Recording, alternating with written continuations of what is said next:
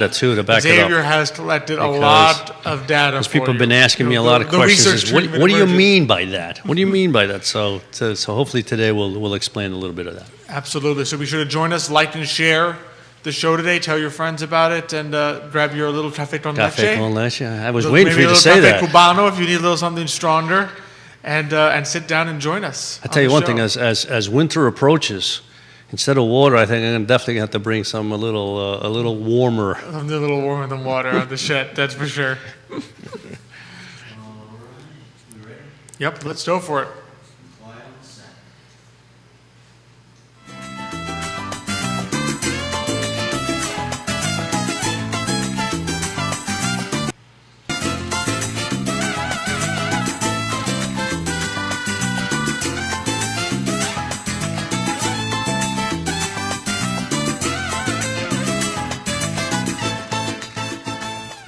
Good morning, everyone, and welcome to Today y Mañana. I'm Alex. This is Xavier.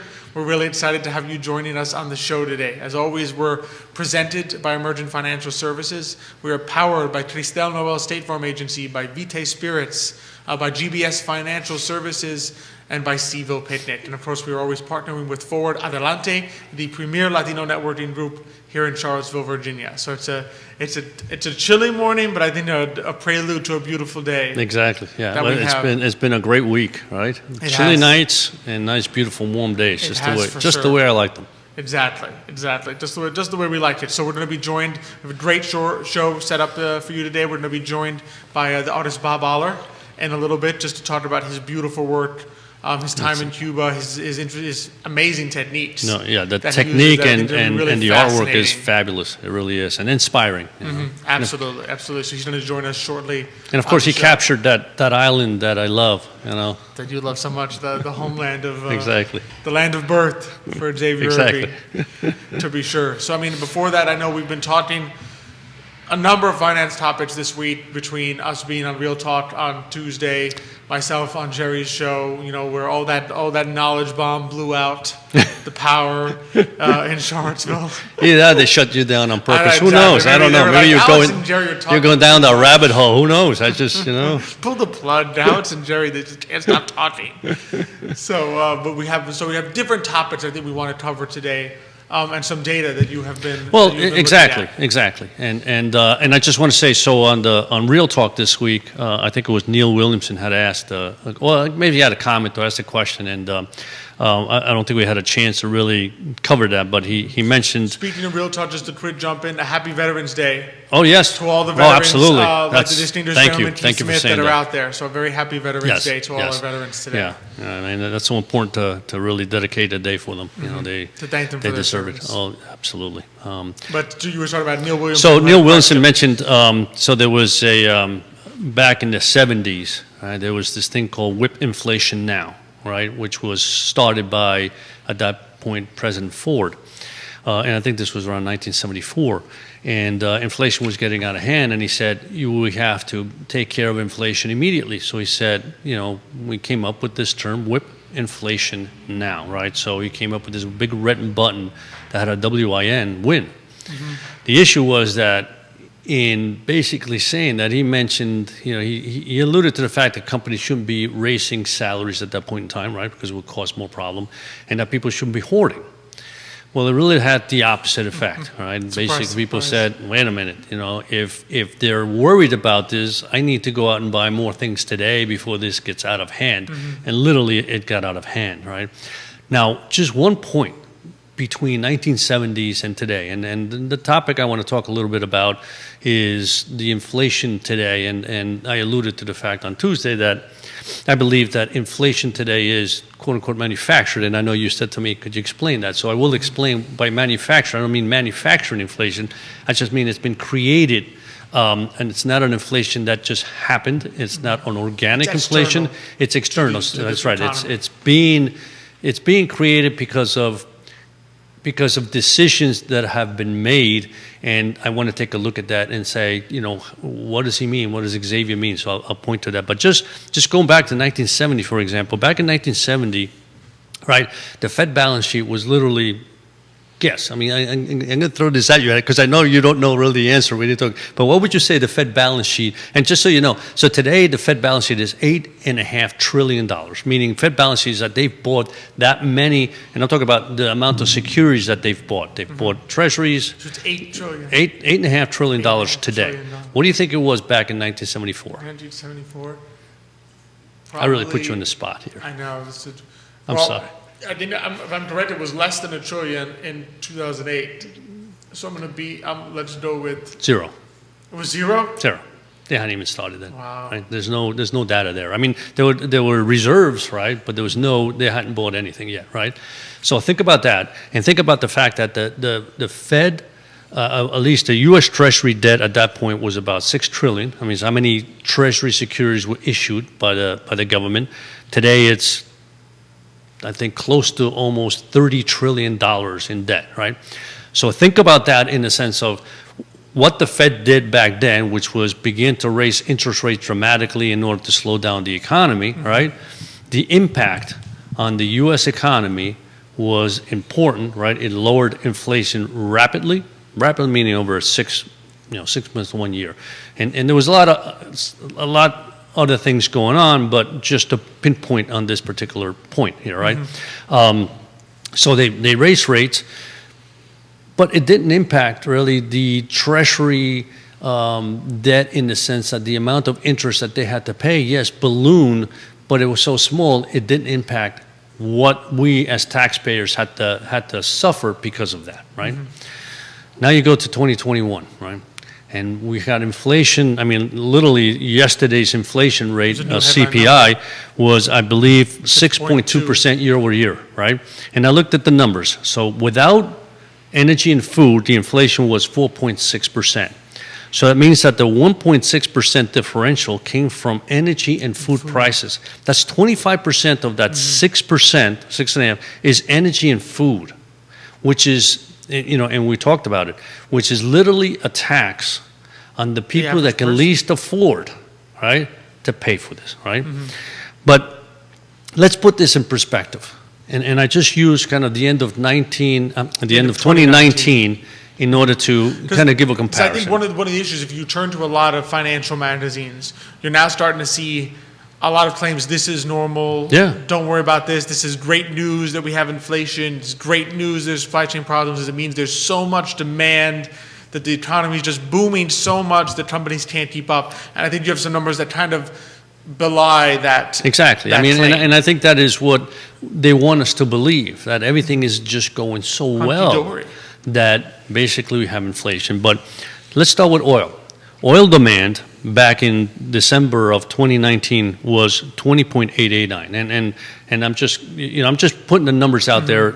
It's whether it's barrels or whatever, it's just statistics. It's such a huge number exactly of barrels. And exactly. So it's 20.889 today. It's 17.4, meaning there's less demand for oil today than there was back just a couple of years ago. I'm not talking about 1970s. I'm talking about a couple of years before the pandemic, exactly. when things looked great. Exactly. What was the price of oil? Today, $80 a barrel. Back then, $54. So it's 48% higher today when the demand for oil back then was 16% lower. So why are oil prices so high? Right? Well, tell you it's not demand. Exactly. In other words, that's the point. It's not demand, right? It is supply. It is because we have choked off the supply. Some more information, right? The labor participation rate today. Now, labor participation is how many people are in the labor force that we can count on, right? Which is an important number because a lot of times you'll see unemployment is your headline number of the labor, how labor looks in this country. So, of course, you always want a low unemployment rate. But the issue is the unemployment rate is the number of people who are unemployed divided by the number of people who are in the entire labor force. But that only includes people who have a job or are looking for one. That's right. So if you're sitting out there and you're at home and you're saying, I'm not looking for a job, or I'm so depressed that I can't find the job that I stopped looking, one or the other, or you're sitting at home or saying, I'm being compensated. I'm getting compensated well enough to stay home that I have no interest in looking for a job. If you're not out there looking for a job, you don't make it into that bottom half, that the denominator of unemployment rate. So you could have if you think about a scenario where, let's say, suddenly half the country stopped working and say, I don't feel like working anymore, just going to stay home. Well, your unemployment rate would plummet. Exactly. But it's not because more people got jobs. That's right. It's because It more would people look stopped fantastic, looking. It would but it's look a bad great, number. But it's a bad number. So labor force participation is telling you of everyone in the country who could be working, how many are looking for work or working. working. So that's your participating. Exactly. So, and that number is And that number much today lower. is 61.5, and back in December of 2019, it was 64%. So there was more people in the job market either working or looking for a job, and at that point, than there is today. Right? So of course, the number is lower, not because things are better, but because the denominator is smaller, right? So that's another. Let's look at GDP. GDP in the third quarter, I think they're projecting about 2%, right? Which is The not very good expectation considering was what we need about to come. 7%, right? So we have here a situation where GDP was 2%. It's not a booming economy whatsoever, and yet inflation is going through the roof, right? Let's look at another number. Average hourly earnings, year over year, down 1.2%. So people are earning less today, right, than they were Which a is year interesting ago. because if you look on the news, you'll see wage growth, wages have increased this year and so forth, but people are working, average hourly earnings is telling you people are working less hours Exactly. in total. Right. And so you're bringing home less Less- income on less average income, than you that's did right. last year. And if the economy was booming, it'd be the other way around. I mean, overtime will be going through the roof. People will be working extra hours, not less hours, right? Now let's talk about wage growth, because I mean, I know that the government is making this big idea or big push into how well the wage growth has been, right? And certainly has picked up. There's no doubt about it. I mean, when you look at the natter of 2020, of course everything is going to look better, right? But back in December of 2019, wage growth was 4%. At the end of the third quarter, in this third quarter was 3%. So wage growth once again was better in 2019 than it is today. So everything that we can look at, all the statistics we look at, indicate that at the end of 2019, things were booming a lot better. People were working, supply wasn't a problem, demand was large, and yet there was no inflation. Inflation at the end of 2019 was 2.5%, and today we're looking at 6%. So where is it coming from? That's the key. So in other words, why is it there, right? And one of the issues that I know we've talked about it in the office, and Nicholas reminds us all the time, is modern MMT, monetary policy. Modern monetary theory. And in this case, what we're looking at is a situation where the concept is let's put or push as much money as we can into the economic system. In other words, just what we're doing today is create trillions of dollars, just putting it out there in order to create demand, right? But in order to pay for that, we need something on the other side. But we're not necessarily, there's two ways of doing that, right? One is create taxes, increase The old-fashioned way right? is you increase taxes. And the second one is let's create inflation, right? And that's exactly what we're seeing. So it's an experiment. I mean, in my opinion, it's an experiment that we are attempting in this country to see how it works. The problem I have is we always talk about the discrepancy between the wages, the rich, and the poor. And we talk about how it's important to make sure that that gap is shortened or that gap is decreased. And yet we're doing things that increase that gap because the poor or the middle class, right, when you jack up gas prices, oil prices, energy prices, food prices, that's a tax of 6%, in addition to the fact that you're going to tax them. The rich, 6% increase, it doesn't bother the balance sheet whatsoever. But to a person who is working hard to bring home, the food to put on the table, to make sure that there's a roof over the head, 6% tax is enormous, and that's exactly what this inflation is. So when I say manufactured, this is what I mean. In other words, this is not an inflation that came about because things are truly booming, and therefore supply cannot keep up with it. It's the other way around. We have shrunk supply demand such that we have a shrunk supply. in such a way that the demand, even though it's not booming, it's growing without any doubt, but even though it's not booming, it's causing price discrepancies and the prices continue to go up. And I think that, decisions have consequences, right? And the decisions that are being made today by, whether it be the Fed, whether it be numerous institutions, is problematic in my opinion, right? Well, and what you're seeing is it's a classic issue of who benefits from inflation, right? So we know that the average person who needs to go out and buy things does not benefit from inflation. We know the saver who needs to save money does not benefit from inflation. We know that seniors living on a fixed income do not benefit from inflation. Just the amount of money you're getting stays the same, and even if they increase Social Security, they never increase it by as much as inflation has been going up. Let's be real there, right? The things that most seniors buy go up more than the increase in Social Security. Correct. Right? So you sit there and say there's only two groups really that benefit from inflation. One is debtors. So if the average, if you're out there and you owe some massive debt, if I owe some massive debt to you that I have to pay you off in 10 years, I love inflation. Because by the time I pay back to Xavier, it's going to be like the dollars I'm paying you back with are worth a lot less to me than the dollars you gave me to borrow. That's right. Right? And the second one right now is the U.S. Treasury. The biggest debtor in the world. Which is the biggest debtor in the world. So the issue is, and of course the Federal Reserve, despite being an independent institution, works hand in hand. That's right. At this point with the U.S. Treasury. They call each other all the time. Right? So you sit there and say the institution whose job it is to control inflation has a very strong incentive on the basis of their friend at the U.S. Treasury to not do so. Because the higher inflation goes, the more the U.S. Treasury can spend in the knowledge that the money it's borrowing, by the time it pays it back, is not going to be worth as much. And so it can constantly borrow money because it knows, well, the money that I'm borrowing is essentially being wiped away.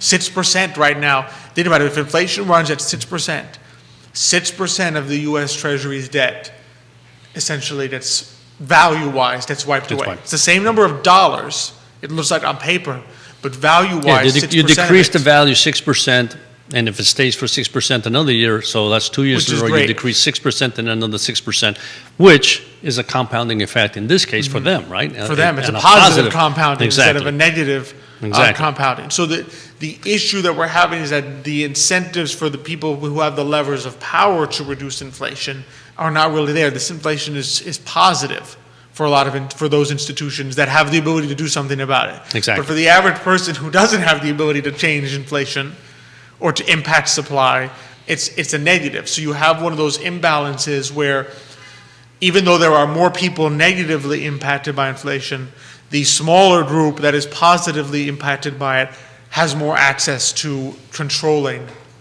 that inflation or trying to do something about it. So it's not in their interest to do so.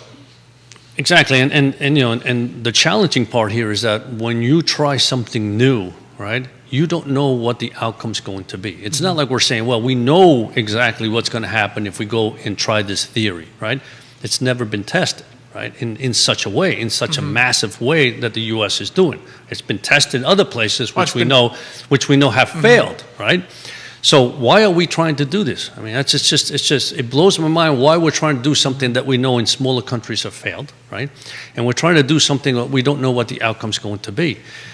But as you mentioned, the more that we continue to borrow, the more difficult it will be for the Fed ever to raise rates in such a way that the debt that now that the U.S. has on their books and has to basically refinance, because it refinances that debt every single year, it never comes down, is going to be much more expensive. And so the more expensive it becomes, the more debt that they have to borrow. And eventually, you sit here and you go, when can that stop? And what does that mean to every person, middle class, poor, that's basically sitting there saying, how can I afford to live, right? So it's a troublesome thing. So I mean, for the people out there saying, all right, we have this bad news. Well, so what's within our power to? Obviously, we can't change inflation, but what's within our power to react financially to what we're seeing? Yeah, and again, when the Fed says transitory, I mean I think they're faking us out, right? But at the same time, we also have to recognize that there are other events that have occurred in the last year and a half that certainly has put some pressure on the supply chain. So the expectation or the hope is that maybe, right, some things do change, and therefore we don't see, what we don't want to see inflation at 6% every single year or going higher, right? What we want to see is an inflation fine. We had a 6% inflation or a 10% inflation one year, and then it begins to really, wane down, then one can begin to live with that, right? But as you mentioned, so what does a typical person do? Because people ask this question all the time. What do I do with my portfolio? I mean, people begin to panic. I mean, is the market going to crash? Is this an expectation that things are going to go bad next year? And the answer is, we've touched upon this many times. You can't time the market perfectly, right? I mean, coming into this year, I know many people said, "Oh, this is just going to be not a very good year. Maybe I should get out of the market." Well, the market's up like 20%, right? You may think that next year is like, I don't know, with this inflation, it's going to be troublesome. Maybe I should get out of the market. The market's up another 10, 15%. You can't make that up. That's just an enormous amount. The idea is to always have a diversified portfolio, but begin to shift your asset allocation in such a way that you take advantage of things that would do well during inflation, right? And I know that bonds are still yielding very low, but there's still attractive sectors of the bond market in such a way that you can still earn interest, right? And the key is you have to make sure your money continues to grow at a pace that is at least equal to inflation. We're talking at this point about 6%. So if you put that money in cash and nothing happens for 1 year, you've just lost 6%, right? So it's always important to take a step back and say, how is my portfolio doing? Am I well diversified, or do I have too many eggs in one particular basket? Do I have too much money focused in one sector of the economy and therefore it's not going to do well, right?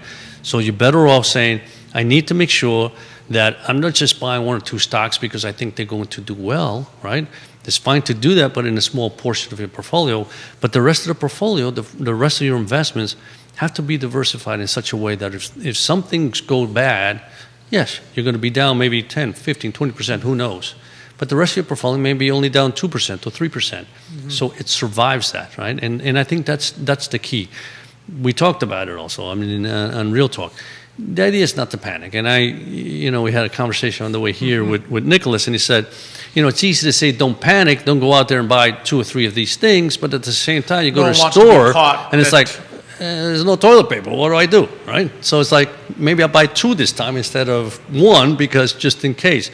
That happens, it's human nature, but the concept of panicking and buying just an enormous amount of product because you don't see it on the shelf or you think it's going to disappear creates more of an issue, right? Because it's certainly going to make those prices go up even more for a short period of time. So again, not panicking is important. And that's the concern, is you don't want inflation to go from something that's external to something that's been absorbed That's right. by the market and now is self-perpetuating, where we cause more inflation by responding to inflation. But as if it's external, obviously there are things that can be done.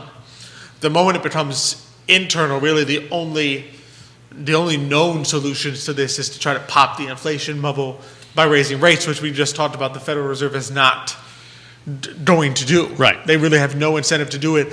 And in some ways, they can't do it because the United States debt would suddenly balloon those interest payments on that debt. Yeah, and too, I mean, they may do a little bit of it, but so we know that they've already started tapering. Taper means that instead of buying $140 billion worth of treasuries and mortgage-backed securities, right, they bought $15 billion less, 5 of which was in the mortgage-backed security market, right? And this month they're going to do another $15 billion. So eventually they'll stop buying securities in the marketplace. And the expectation was, well, once they start tapering, interest rates are going to start going up. Well, they tapered in November by $15 billion, and yet interest rates went down, right? Second of all, the mortgage-backed securities, which basically, when you think about mortgage-backed securities, that also is what triggers, how well the housing market's going to do. And there's this thing called a spread between the Treasury and mortgage-backed. Spread means, in other words, if the Treasury 10-year is yielding, let's say, 2%, typically in the past, mortgage-backed securities would yield 1 more or 1.5% more. So instead of 2%, maybe 3%, 3.5%, which means that the borrowing cost for the actual person buying a home would have been something like 3.5% to 4%, right? Well, that spread is like 0.67, right? So It's very 67 small points. now. It's very small, right? And it literally went down. I mean, here's the Fed. It bought $5 billion less, and that spread went down. So it doesn't always, reflect what's going to happen. It's not an automatic lever where the Fed pushes this button and this happens. Exactly. It's Exactly. because the people react, and because the market is a bunch True. of individuals making their own decisions, which creates a collective movement of things that happen, and that's unpredictable. You can't predict. You can't people. predict that. You can't predict that. So playing against or expecting something to happen because the Fed's going to do X, Y, or Z, or somebody else is going to do something, sometimes backfires, right? So it's always important to recognize that. Now, does that mean that mortgage-backed securities won't widen or interest rates won't go up a little bit? No, they can. But the expectation is that they'll do what we did back in 1970s. It's just not going to happen. There's just no way that the Fed's going to have short-term rates, rise to the 17% level they did back in 1970s when things were completely different. That's just not going to happen today, right? So if they did that, yes, would the market crash? Absolutely. I mean, there's no doubt about it. I mean, that will be a sign that there's enormous panic out there, right? But it's not going to happen. So the point is, you got to take a step back and saying, how do I position myself to make sure? How am I prepared for things that may happen, rather than how do I plan it to prevent them To from just in case this just in happens, case this yeah, happens. yeah. There's preparedness versus panic, which I think Exactly. the difference there. Because you can't put on rose-colored glasses and say, well, dude, I'm going to go all in on really risky investments because things are great, it's fantastic. You have to take off the rose-colored glasses and say, all right, I need to make sure that my portfolio is prepared if something, in other words, if the economy begins to decline because of this external pressure. But at the same time, I'm not going to go sell everything, all my stocks, under the assumption that it is going to happen. Exactly. And there's nothing wrong with, if you want to take some gains, and if you have some gains in your portfolio, you want to take them, but make sure you buy something that will continue to participate, maybe in a different sector. But to put it in cash, you may be sitting there saying, I'm earning 0, and inflation is 6, so I'm losing 6%. I'm really The earning real minus return 6. is minus 6, right? So it's something to think about. So, for 1 year, if your return is minus 6, that means that if the market had gone down 6%, you'd be in the same shape. So Which you want to make is sure. difficult. Exactly. So you want to make sure that doesn't happen. So again, I wanted to make sure that I clarify when I say manufactured, inflation rate. I made it clear, indicating that it's What not. you mean by that? Yeah, it's not organic inflation. It's something else, right? And so we have to be cognizant of that. Absolutely. So, makes perfect sense. To you. Yeah. Well, to me, hopefully to our audience. Exactly. As well, as always, if you've got questions, things you want us to cover on future finance sections of the show, send us a message, send us a comment, let us know. And we'll be sure to talk about it and just Absolutely. continue to share our thoughts, our knowledge on these topics Yeah. and more. And now to something something better, right? even Something better, joyful, exciting, and creative. Absolutely. We're really excited to welcome to the show today Bob Aller, an artist, and a beautiful artist at that. Bob, thanks so much for thank joining you. us today. Thank you very much. Glad to be here. Yeah, no, I remember the first time we met you was when Mission Charlottesville hosted like an art gallery of your beautiful paintings from Cuba. And so ever since then, I said, we need to have Bob come on the show and talk with us. So for those who don't know you, tell us a little bit about yourself, how you first became interested in art. Well, I was going to say, first off, that show was named Changing View. You guys are doing a great job of getting people to look at things differently. And I just, I've been in business all my life, and it is a joy to listen to you guys. Thank you, Bob. Bob. Thank you so much. But back to this stuff, the fun stuff. Absolutely. I started creative really early. Actually, a real funny story, if we got a few seconds. Absolutely. We were not from a very well-off family, and it was kind of tight to tight. And my second oldest brother, Jerry, hi guy, he sat down and it was deemed the artist. So therefore, he got the art supplies, and that was all the money was. So that's where it went, And I was interested in art, and I would sneak in. And I would take his tablets and tear a sheet out of the middle of the book. And I would memorize how he had his art supplies set up, and I'd hide, and I would draw, and I'd sharpen the pencil back to the same point, and put it back in place. And so for years, no one had any idea. And funny, one of the biggest challenges in money, but also art, is fear, hesitation. True. Response, I'm scared or I'm defensive, right? So you stop. You stop. Often people stop that are talented stop doing art as young people.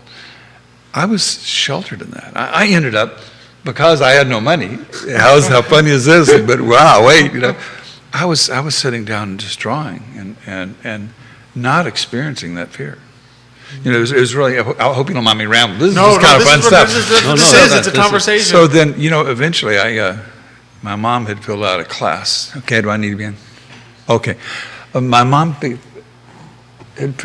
filed out the classes for school, and she'd done it in pencil, and I'd realized it, and I wanted to take an art class, so I erased it and put art in there, terrified I was going to get caught. And I was been there about a week and a half, and the teacher pulled me aside and said, "You're a troublemaker. Come with me." And I'm like, "Oh, I'm going to get caught now. I'm hung. I'm in trouble." And she'd take me to a back room, and it was a storage room, and it was full of supplies. And she said, "You're just going too fast. I give you an assignment, you get it done in a day, and it's supposed to be a week, and distracting all the kids, and I'm not going to have this, so get in that room."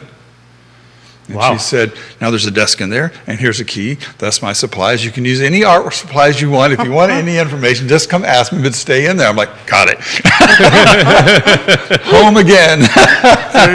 So, a crazy story. And that's how I got started, I eventually got into commercial art and illustration and design and creative direction and media but continued to paint quietly.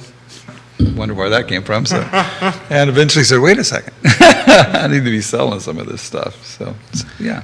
Now, what I remember chatting with you at the exhibition, and so you actually at first were a traditional artist. In other words, you did watercolor, mediums. right? Mediums, different mediums, and then you got into this new technique. And so why don't you tell us a little bit about how you started, but then how you got into this new medium? And it's interesting when you told me, because at first, I thought, computer, what do you do? Copy and paste. That's what I do on my computer, Yes, copy and paste, right?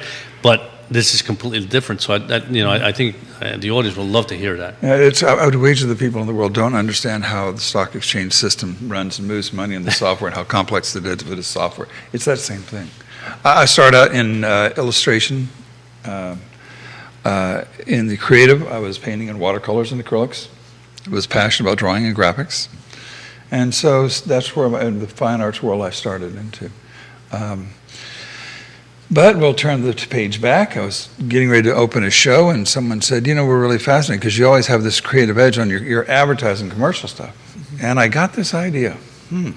There's some real fun stuff. I was always pushing that visual in my advertising. How do I tell that story? And so I took a series of illustrations and I pushed them across the line into fine arts. And part of my show was that, and it did well. In the commercial world, illustration work is done through what they would call a vector-based rather than a photo-based systems. Software doing all that stuff, or at least responding to it. Hopefully they're tool sets. People that are really brilliant with money, they use the tools. People that are not brilliant with money, follow the tools, right? So it's always that's part of it. But in the illustration world, they have three major programs: Illustrator, Corel, and Freehand. Those are kind of the kings in that world. And what they're designed to do is to truly capture that hand of the artist or the illustrator tightly, clearly, definitively, so that everybody can use it and they can expand it and contract it and modify it. Okay? So that's kind of its root. So logos and simple drawings and illustrations are often done with that. The neat part of that is it has no resolution to it, which means I can expand it really big, and I can make it really small. You can make the painting as huge as you want. So now you go to the fine arts part, I can do that, and I can make that painting as big as I want, which is really, really cool. In any tool, it's how well the artist uses it, how they interpret from it. So That's kind of my in the game so far. So in other words, but it's still like freehand. So in other words, when you go into the computer, you are still, in other words, you're not typing, or you're literally using either, I think you Like a mentioned a mouse or a stylus, stylus yeah. pen. So the computer is reading your hand, your style. So it's as if you're drawing. It right? is I mean, actually, I am drawing. You still have to have talent. The only difference is the computer is the lead. Computer is the brush. The artist is pushing that and handling that and managing that. So I use a stylus in a bunch of my work in the fine arts, and so it's basically capturing. One of the neat parts about that is there's no resolution to it, so I can get big and small. But the other more important part is that if I take that brush away that has a personality based on its makeup and the medium that it's setting there, the acrylics or watercolors, they all have personalities, capabilities. In vector work, I'm using a stylus. But there's nothing that stylus does except for just purely capture my hand. And that's where it gets exciting. Because at least if you want to push really hard, all of a sudden, everything that occurs in my piece is my hand, Okay.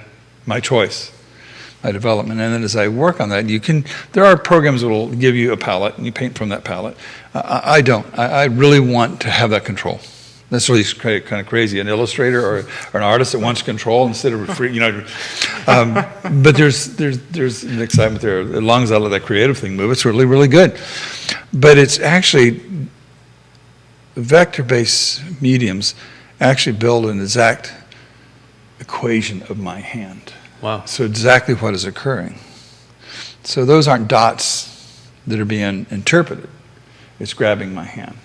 That's As amazing. I create a color, it's creating that color. So at the end of my paintings, that painting has a palette of itself that it owns. So that How movement. about as an example, we can hold Oh, up yeah, this one a little. sure. Because you were telling us earlier, Tell me what. how many different colors are in Oh my gosh. this painting.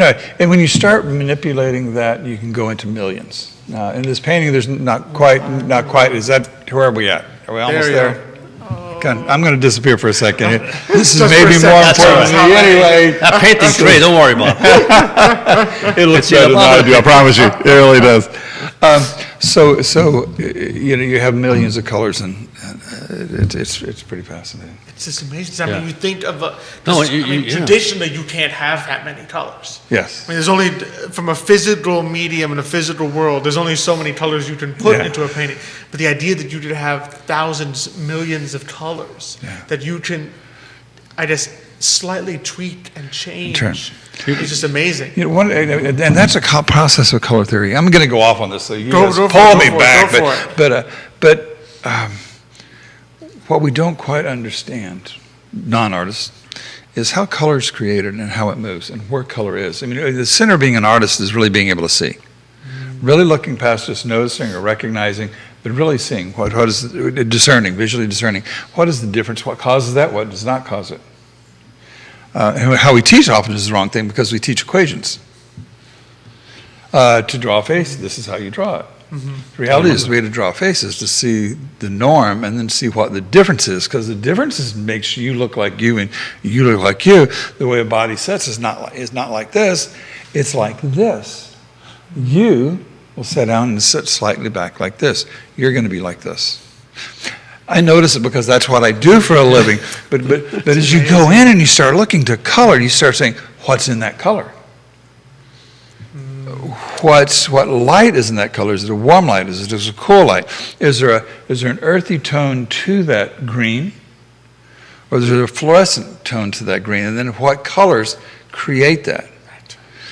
So you can start looking at a lot of the colors that I use. I'm sitting down and trying to create a sequential combination as I mix. When you mix colors, I'm going way off here. Bring me back. But as you go off into these colors, it's actually, as I start building a color, it's the sequence of mixing that color that also changes. If I took a blue and I took a green and put it together, and then I started lightening, and I would be lightening a light blue. But if I was taking a green and a white, I would start lowering its value, the darks and lights, and then I would influence a darker color in there that would have a blue tone to it.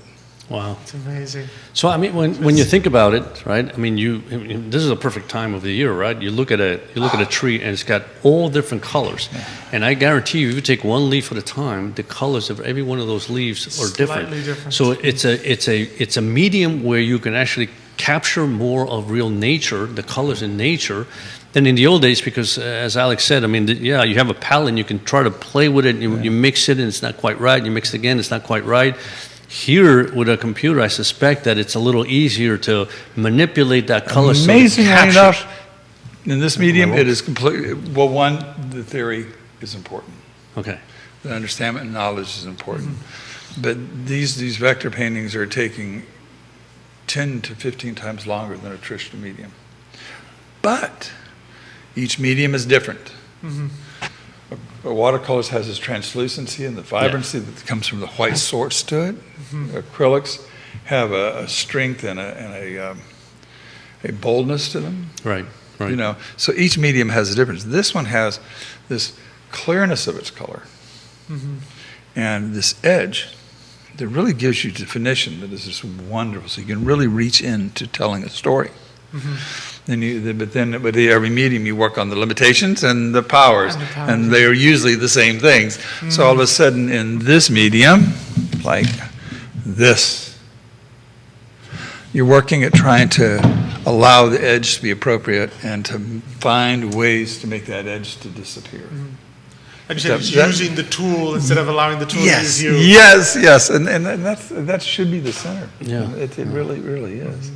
Now, And tell us. Speaking of telling a story, I was going to say, 'cause, that's where I was going. I love that this painting. tells a story, as do so many of the others from your time in Cuba. So, I mean, tell us a little bit about how you came to be there and the stories that are being told in some of your paintings. Wonderful.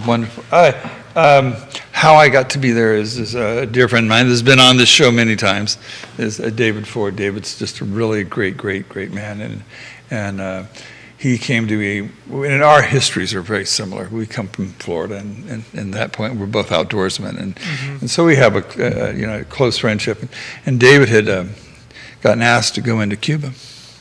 David's a minister, and the bishop of the Methodist Church said, "I've heard, we want to talk," and a team was sent down there, and they kind of tested possibly starting this mission work. And David came to me and said, "Hey, listen, Bob." When he came back, it was like that day, I got to talk to you. And so I started getting engaged and joining him for that mission work down in Cuba. And one of the wonderful things of that is that its commitment was to go throughout every church inside of Cuba. So that spread is all the way across the country. And as I threw my hat in, they found out I was an artist, and it changed things. It gave an opportunity. They said, well, then this is wonderful. So would you teach us? Like, I'd love to. Would you like to talk to artists? I'd love to. Would you like to paint? I said, well, of course. and so that's kind of where it fell to, and I started, and I've been there, 4 times, getting ready to go back to the 5th when that door opens, hopefully soon. Good. And so I was able to really get into a lot of different places. The cultural side of Cuba is just unbelievable. They culturally believe that passion and arts and life are really relative, and that you choose to get into that. That's one thing that I just have loved the people in Cuba. And so for me to be able to go down there with my heart open and the things I love, and then to allow that to explode, and that puts me in the right spot to see. And so we ended up, I've been out there several times, quite a few times, and it's really, really great. And and out of that, you start seeing what's going on in front of you. Amazing people, what a love of life, and what just a work ethic, and what a family ethic, and what a cultural ethic. I mean, things can be challenging, but it's what you see. Right. It's just really... Just the incredible nature of the people there. Yeah. They persevere no matter what. They really do. I mean, there's a couple paintings out there, and some of the there's one that we threw out. Y'all threw out there on the announcements of 2 cups of coffee. The Cafe Cabana was 2 wonderful wonderful cups of coffee. And that story was that every time I've been there, we have these ladies at the kitchen that just we're blessed with, and they're really amazing. And then so the last time I was one of the times I was in a place called Las Tunas. Las Tunas. Las Tunas, in the northeastern shore of Cuba. And they found out that I loved the coffee. And so every evening after dinner, they would bring me 2 cups of coffee. 2 cups of coffee. Not a cup of coffee, but 2 cups of coffee. And then they would bring me this ice cream. The ice cream is, it's unprocessed sugar. So there's just a different world. The chocolates and the sweets in Cuba, the sugars in Cuba, it's just, so that just became it. At times, I'm working on another painting of actually rice and beans. And rice and beans, after about the third day, the first time I ever went there, and every time I've been there, I'm going to eat that every single day. It's just what's going to be. That fills the tummy. But then I start looking and I go, well, I'm supposed to be seeing. I'm an artist, right? I should be watching what's going on. Maybe when you're going to places, you should be watching really what people are doing, like the locals. I'm going to spend a second. Kind of helping with the teams. We went out. I would always be walking down the street from one place to another, and I'd be walking with the locals, and we'd be in the shade, and all my teams would always be walking in the sun on the far side of the street. And I'd let them do that for 2 or 3 days. And I'd say, are you watching? Oh, yes, we are. I said, well, then why are the locals sitting in the shade and you're walking in the sun? but these rice and beans we would set on, and we would. I started looking, and I would notice when they would come in and sit down, there were these beautiful little bowls of pureed mango or pureed guava or pureed passion fruit. Mm-hmm. And everybody would do their things, and they'd graciously sit, and then they would take the bowls and they would start pouring it onto the rice and beans. A little bit of the salsa would put over. So every night, my rice and beans and their rice and beans taste a lot different than theirs because they were watching. Because they're watching. I got you. So yes, and so that just makes it into the art, into the pieces. Yeah, there's just a bunch of them. Changing Views was one of them, which is really a neat piece. But it was really about in Havana. That's where they live. That is their yard. So the balconies all through Havana, you see the world happening. Right. The streets are the paths, but the balconies were the fun. Because the weather is such that you want to be outside in the balcony enjoying the outdoors to a certain respect, but that's where everything happens, right? No question. Yeah. No question. Out of curiosity, so where in particular is that? What is that? The beach, I suspect, right? This is north section of Las Tunas. Okay. I can't remember the exact beach. That beach was. We were sitting on this giant cove, maybe 30 miles long, and there was the 10 or 15 of us that were there. And we played and just had a good time.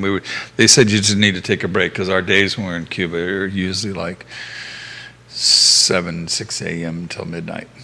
You're just going as hard as you can, which is wonderful. So they will find a little bit of moments of 3 or 4 hours we disappeared and we went up here, and it was really great. And that big storm was setting in the background on the far side of the cove.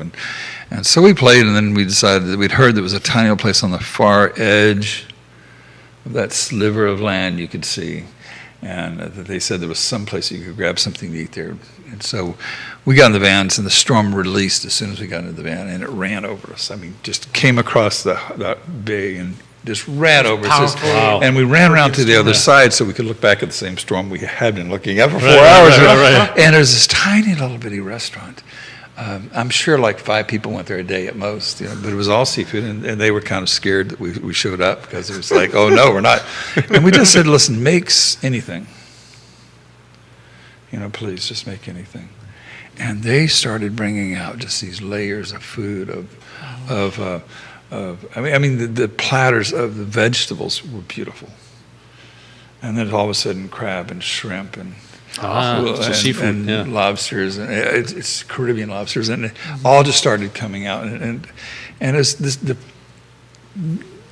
little cafe was maybe 20 by 20.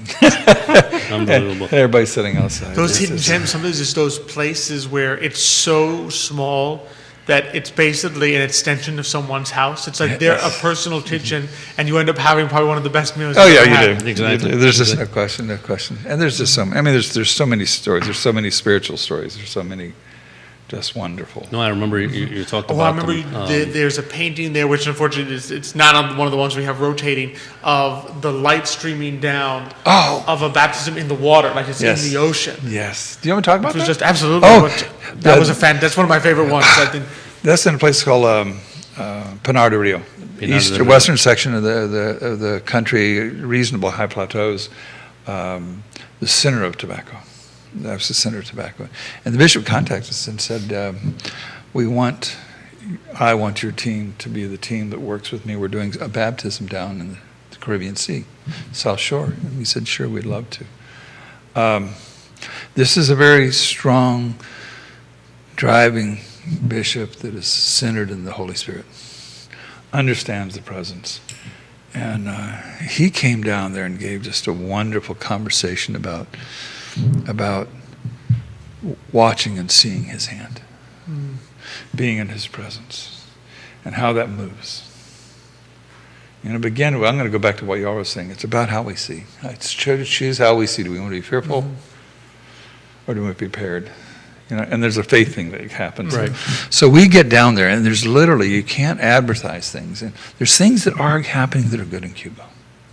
Many good things. There's many things that are not. But guess what? That's where we are at too, you know? Exactly. It's kind of how do you see it? And so the powers are like there's extremes on every sides. You know, we think there's one person that's an extreme, and, you know, it's not. It's what the whole culture is doing. So they pretty much said, just don't make big sounds. We want the churches to open back up. There's a longer story about Castro sitting and having that conversation, The saying, pastor talked a little bit. yes, David Right, Wood. You know? right. And so that is happening. So they just said, just let everybody know you're going to do that, and just don't publicize it. 4,000 people showed up. Wow. For an unpublicized. 3,000 on the beach. 400 were baptized that day. As we walked down to the ocean with the bishop, we went out into the ocean. Heavy waves, dark clouds. We started bringing people out, praying over them. Baptism started. The first one got out, and these clouds opened up. And these 3 streams of light, 3 I would say, Right. fell on Interesting. us and stayed there for 400 people. Wow. Wow. And it was just I did that painting because the bishop asked me to. And we were talking, and he said, Bob, you know how I started? And I said, yeah, you were at the center of the revival of the Methodist Church in Cuba. The churches under communism were closed. Methodist Church down to 8 churches in all the country. Catholics down to 10. You know, it was just, and he continued. He was out, actually in Pinar, where we were at when he started, and he said, you know, well, you saw the lights at the baptism. And I said, yes. He goes, I want you to do a painting of it. I said, good. He says, I want you to do a second one I'm working on now. And he says, well, you know the story about the 3 young men that came to me and said, we need to start a continuous level of prayer to call for revival. And it's centered out of the Methodist original structure. And he said yes. And so he went out to the church that night. These 3 young men, 16 years old, were praying. They wanted to continue to pray. And he'd went out and they'd fallen, but were still praying, leaning against each other at midnight. They'd been there for 18, 20 hours. And it was in the dark. It was 10, 11:30 at night. And I said, yeah, there was a light that had fallen on them, and there was no light. And he said, yes, Bob, but I've not told anybody. Those 3 beams that fell on us today were the same 3 beams that fell on us at the start of our revival. That's unbelievable. It is. Yeah, It's amazing. It's a great story. It is. great It is actually Absolutely. goosebumps. How can you Absolutely. not paint Yes. this stuff? And that should To be like- able to capture that too. You're capturing these paintings. Yes, something you see, something visual, but which I think reveals a deeper reality. You're capturing stories that even though you can't, obviously, you can't understand the whole story from the painting, you feel it. Like you can feel that something is happening through your work because you've told a story through this visual Thank medium. you. You see what I'm doing then? Thank you. That's just, it makes a difference. It does. Yeah. I've got to say I'm blessed that my shows lately have been, people have come in and they said, do you mind if we just stay a while? It's like, oh no, that's good. That's good. But I hope that I tell stories, touch hearts. And that's the important thing. I mean, you're right. I mean, these paintings, especially because of Cuba, they tell a story. You watch them, and it's a spiritual story too. Colorful, spiritual. You can see the scenery of Cuba. I saw the ones with I saw one where there was an artist painting. That was me. That was you. That was really good. I like that one. I show them that. So yeah. it's these are great, Bob. So They really are. Thank you. Yeah. Well, we keep on trying to throw them out there. If I can find a gallery too that would love to bring some of these up again, it would be great. Or maybe some other new stuff. There's a bunch of new stuff. I think we just had an open house at the studio, and my wife made me. She said, well, the studio and the house is kind of a gallery. She said, count the pieces. And I was like, no, I'm kind of, and she'd count the pieces. Yes, ma'am. Yes, sweetheart. Glad you are. Smart man. And we had over 120 pieces up in the show. Wow. Which is just neat. It really is. I tend to be pretty prolific, because that's what I'm supposed to be doing, but it's pretty neat. But even shot you and you're prolific. Oh yeah, I was kind of surprised. Yeah. So if people want to support or get in touch with you, what's Yes. the best way for them to do A that? couple of different things. If they wanted to kind of knew where this show could go, or other shows, or a new gallery, or a new pop-up, or opportunities, boboller.com. That's BOBOLLER.com. There's contact information there, and they can hit it. They can see some of the pieces. Some of the pieces we talked about under a little tab called Cuba Okay. are on that website, and that's doable. And so easy to remember, boboller.com. Absolutely. BOBOLLER.com. Thank you. Super simple. Bob, thank you so much for joining us today. It has been a pleasure, and thank you Thank so you for your much talent. letting Thank me you for your ramble. spirituality. No, Thank we you love so it. much. We love it. This This is is what we great. love, This just is great. talking This is and just absolutely learning. It's all about learning about the artist and his passion, and that's exactly what you did. Yeah. Thank you. Exactly. No, it was so fantastic. And Yeah. it's interviews like this that make me look forward to Sure. to today. It's a little piece of history, right? I mean, It's history. It's the spirit. It's everything. Yeah. All these wonderful things, and just a blessing to constantly come on this show and Oh, it be able to certainly have interviews like this. Every week is different. That's what Every I said. week is Every week we different. learn something, and we leave this show a little richer. Absolutely, In here. absolutely. In here. And next week, going to be another Yes. fun show we have in store for everyone. We're going to have Keith and Yona Smith. Oh, we do. From Okay. Yes Team Realtors. We're going to return the favor to the distinguished gentleman, Keith Smith. And, C Realty.